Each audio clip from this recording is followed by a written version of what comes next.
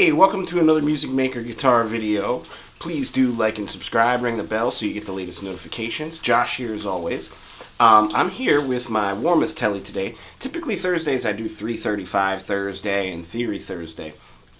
Today we'll do a little bit of theory, but I'm really just coming here more to complain. No, I'm just kidding. I don't ever have complaints. I enjoy what I do. So it's hard to ever complain. But that riff that I just played, I posted it in a little jam band group that I'm a part of. Just wanted to get some feedback on it. And I got a lot of feedback, so that was really, really cool. But there's one thing that always gets me about jam band fans. And it's when they go comments like this one where they say oh, it's just another 7 chord with a 9 on it. That's so played out, play something else. And okay, we could do maybe a 13 there.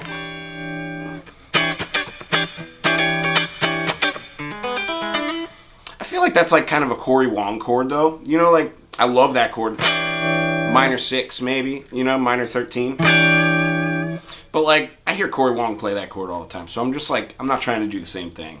And then it just kind of got me thinking, what bothers people? Is it that it's played out? Or is it that it's classic and they don't like classic stuff? They want new stuff? Because this is definitely the Jimi Hendrix chord. And I can see why maybe somebody might think that that's played out, because a lot of guitar players have copied Jimi Hendrix. But I would say this stuff, that comes more from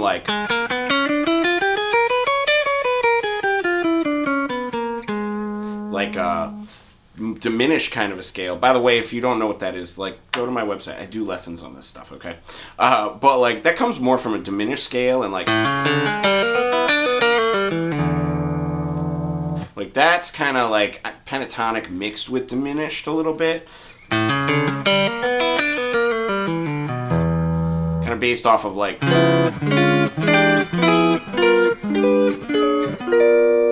maybe more Jimi Herring than Jimi Hendrix, you know what I mean? Even though it's got that Jimi Hendrix chord. So I don't know. I never really understand what it is about the chord, and then that gets me to wondering if I'm playing an E chord jam, typical jam band thing maybe, right? And those chords are happening in the background. But then I play this.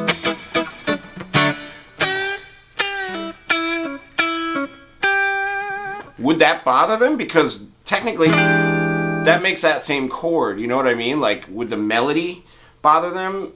Or is it the fact that I'm playing this chord shape and they've seen 1,000 guitar players play that chord shape, so they think that it's nothing new? Even if you're voicing it as part of a diminished harmony or something.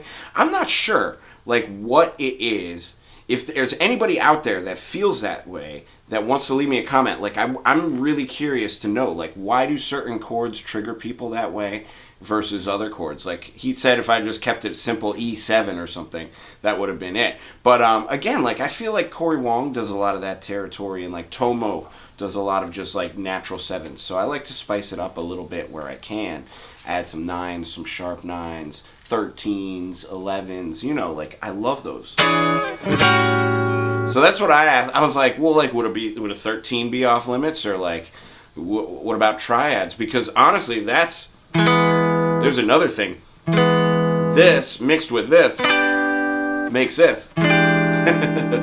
or maybe this, if you wanted to really be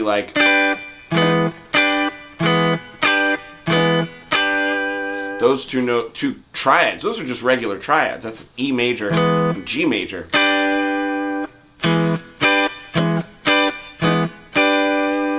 So if I just played this chord and then stacked those other 2 notes on top, like so. Can I even play this chord today? Right? If I'd done it like that, they would have been mad. Or if I had done it like this. Same chord, but really kind of a spicy voicing,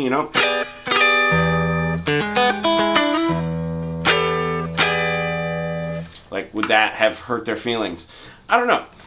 Anyways, if you're a jam band fan and that chord drives you nuts, please leave a comment. I want to know why. What's the thing about it?